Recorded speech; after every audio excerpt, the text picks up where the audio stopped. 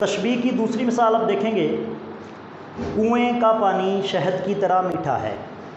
یہ والا جملہ علم بیان کی صورت تشبیہ پہ پورا اتر رہا ہے۔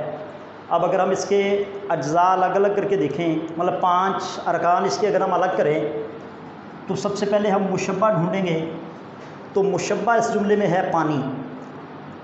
اس کے بعد مشبہ بے ہم دیکھیں گے شہد، مطلب پانی کو تشبیہ دی گئی ہے اور شہد کے ساتھ تشبیہ دی گئی ہے، تو پانی مشبہ اور شہد مشبہ بے۔ اور ذہن میں رکھے گا یہ دونوں ارکان جو ہیں مشبہ اور مشبہ بے، ان کو ہم طرفین تشبیہ کے نام سے بھی پکارتے ہیں۔ اس کے بعد تیسرے نمبر پہ حرف تشبیہ، یعنی کہ جن حروف کی مدد سے تشبیہ دی جائے، تو اس میں آ گیا کی طرح۔ چوتھے نمبر پہ آ گیا وجہ شبہ، یعنی کہ جس وجہ سے تشبیہ دی گئی تو مٹھاس جو ہے وہ یہاں پہ وجہ شبہ ہے۔ اور پانچویں چیز غرض تشبیہ، جو بظاہر جملے کے اندر موجود نہیں ہے لیکن ہمارے ذہن میں یہ چیز موجود ہے کہ ہم نے کس مقصد کے لیے تشبیہ دی ہے، تو غرض یہ تھی کہ ہم نے پانی کی مٹھاس کو واضح کر کے بیان کرنا تھا، تو اس کے لیے ہم نے تشبیہ کا سہارا لیا اور جملہ ہم نے لکھا کنویں کا پانی شہد کی طرح میٹھا ہے۔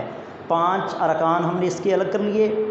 اس کے بعد ایک شعر میر تقی میر کی مشہور زمانہ غزل کا، نازکی اس کے لب کی کیا کہیے، پنکھڑی ایک گلاب کی سی ہے۔ اب یہ شعر علم بیان کی صورت تشبیہ پہ پورا اترتا ہے۔ اس کے ارکان اگر ہم الگ کریں تو مشبہ اس میں ہے لب، مشبہ بے پنکھڑی یعنی کہ گلاب کی پنکھڑی، لب جو ہیں محبوب کے ان کو گلاب کی پنکھڑی کے ساتھ تشبیہ دی گئی اور یہ دونوں طرفین تشبیہ قرار پائے۔ اس کے بعد حرف تشبیہ یہ آ گیا کی سی، وجہ شبہ نازکی، اور غرض تشبیہ مطلب 5واں جو رکن تھا وہ یہ تھا کہ ہم نے محبوب کے ہونٹوں کی نزاکت کو واضح کر کے بیان کیا ہے، تو اس کے لیے ہم نے تشبیہ کا سہارا لیا۔ اور میر تقی میر کی یہ جو غزل ہے یہ ساری جو ہے تشبیہات پہ مشتمل ہے، اس کے سارے اشعار خوبصورت ہیں اور اس کا جو مقطع ہے اس کے اندر بھی میر نے بہت خوبصورت تشبیہ بیان کی ہے۔ میر ان نیم باز آنکھوں میں، میر ان نیم باز آنکھوں میں ساری مستی شراب کی سی ہے۔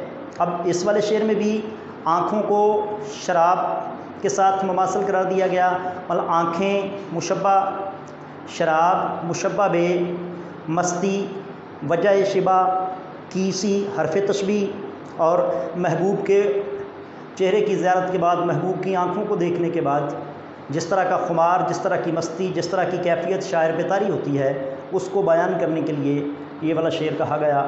تو امید ہے کہ تشبیہ کے حوالے سے ہم نے جو گفتگو کی وہ آپ آسانی سے اس کو ذہن نشین کر لیں گے انشاءاللہ۔ اللہ تعالیٰ ہماری معاملت فرمائیں گے۔ اب اس کے بعد ہم استعارہ اور تلمیح پہ بات کریں گے۔